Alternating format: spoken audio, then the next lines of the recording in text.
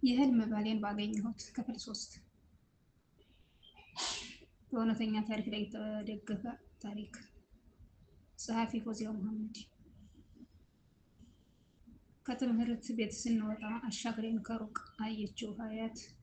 ኑኑ ይህን ልጅ ዛሬ ተጋግዘን ካልመታን ጓደኞቼ አይደላችሁም አለች ቆጣ ኮስተር ብላ። አሻግሬ ማለት ጤንነቱ የተቃወሰ ነው፣ ጤነኛ ነው ብሎ ለማለት አንዳችን ብዙ የእብደት ስራዎች ባለቤት ነው። ታዲያ ይህ ልጅ ሀያትን ወደድኩ ብሎ ወሬው ተናፍሶ ሰው ጆሮ ደርሶ ሀያትን መሳለቂያ አደረጓት። በዚህም ስለተናደደች ልትቀጣው ወስና እርዳታ ጠየቀችን። እምቢ ማለት አልቻልንም። ጥያቄዋ ድንገታዊ ሆኖ አስደንግጦናል፣ ግን እንዳልሽ ብለን ተከተልናት። እኔ በጣም ፈርቻለሁ።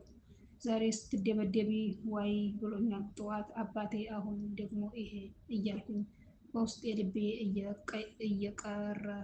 እየቀረ እግሬ ተገትቶ አጠገቡ ደረስን።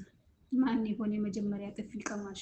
ፊት ለፊት ቆመን ሀዩ ንግግሯን ጀመረች። ተናዳ ስለተማረረችበት ንግግሯ ጠጠር ያለ ነበር። ካሁን በኋላ ስሜን ስታነሳ እገልሃለሁ። አይኑ ውስጥ ልትገባ ምንም አልቀራትም። በዚህ ጊዜ አሻግሬ ማልቀስ ጀመረ። ሁላችንም እርስ በእርስ ተያይተን ከደቂቃ በፊት በርቺ ልቤ ሲመታለት የነበረ ልጅ አሁን እሺ ምንም አላወራም፣ አሁን ግን ምንም አታርጊኝ ብሎ ልመና ወደቀ። ሀዩም ለዛሬ አልፌያለሁ፣ ሁለተኛ ወሬ ብሰማ ግን አላዝንልህም፣ አሁን ሂድ ብላ አባረረችው። ከሄደ በኋላ ሳቄን ለቀኩት። ሁኔታው ሁላችንንም አሳቀን። አሁን ሀዩ እፎይ አለች። የግማሽ ሴሚስተር ፈተና ደርሷል። አራታችንም ላይብረሪ ተገኝተናል። ነቢ በትምህርቷ አትደራደርም፣ ጎበዝ ተማሪ ነች። ኢክሩም ለራሷ አታንስም፣ ከሰው አትጠብቅም። እንደ ነቢያት ባትሆንም ጎበዝ ነች። እኔና ሀዩ ደግሞ ትምህርት ብሎ ነገር አይሆንልንም። ብቻ አላህ ነቢያትን ሰጥቶናል። ከሀምሳ ከነቢያት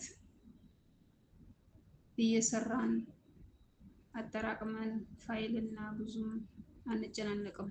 አሁን ማንበብ መልመድ አለባችሁ። ቀጣይ ወደ ዩኒቨርሲቲ ነው። ስለዚህ አሁን ተለማመዱ ብላ ተቆጣችን። ግን ማንበብ አልመደበኝ፣ ነገር ጨነቀኝ፣ ተንቀጠቀጥኩ።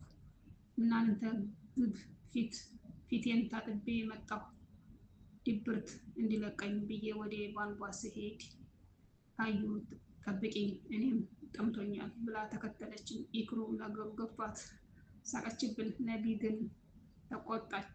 ወደ ቀልዱ ዋጋ የምትከፍሉበት ቀን ቅርብ ነው ብላ ተያይዘው ኢክራም ጋር ገቡ።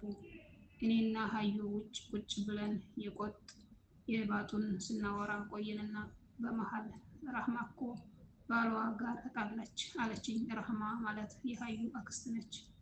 ምን ነው ምን ሆና አሉ። ሁለተኛ ሚስት አግብቶ።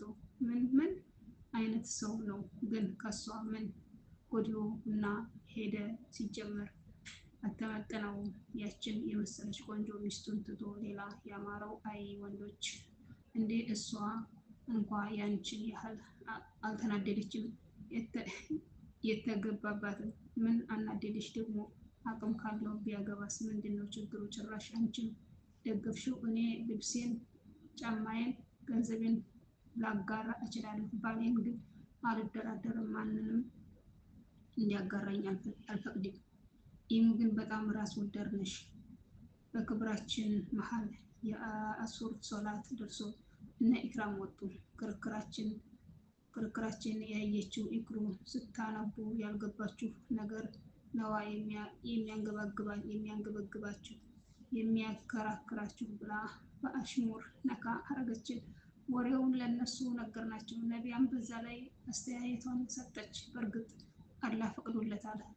ፍትሃዊ መሆን ከቻለ ቢያገባ ችግር የለውም፣ ግን በዚህ ጊዜ ፍላጎት እንጂ አቅሙ ያለው የለም። ቢያገባ እንኳን ከአንዷ አንዷ ያስበልጣል።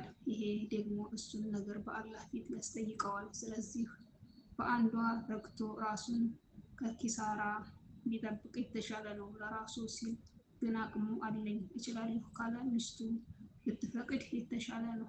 አንድም ባሏ በሐራም ሄዶ እንዳይባልግ ከሐራም ትጠብቀዋለች። በዛ ላይ እነዛም ሙስሊም እህቶቿ ናቸው።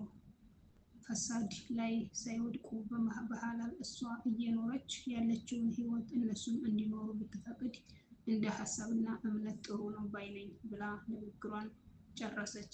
በቃ አሁን አሱር ደርሷል እንስገድ አለችና ኢክራም አስነሳችን። በኢክሩ ኢማምነት አሱርን ሰግደን በተቀመጥንበት ፎዚያ መጣች። ፎዚያ የሰርግ ወረቀት ይዛ መጣች። እኛም ማን ሊያገባ ነው ብለን ጠየቅናት። ፎዚያም ፓርት 4 ይቀጥላል፣ ፓርት 4 ይቀጥላል። ውድ የቻናሌ ቤተሰቦች እንግዲህ ሁላችሁም በያላችሁበት ሰላማችሁ ብዙ ትርፍርፍ ይበልልኝ እያልኩኝ ለቻናሉ አዲስ የሆናችሁ ላይክ፣ ሰብስክራይብ አድርጉ። ለዛሬ ይዤ የቀረብኳት ቪዲዮዎችን ትመስላለች። በቀጣይ ቪዲዮ እስከምንገናኝ ሁላችሁም በያላችሁበት ሰላማችሁ ብዙ ትርፍርፍ ይበልልኝ እያልኩኝ ለዛሬው በዚህ እሰናበታለሁ። በቀጣይ ቪዲዮ እስከምንገናኝ ሁላችሁም በያላችሁበት ሰላማችሁ ብዙ ይበልልኝ።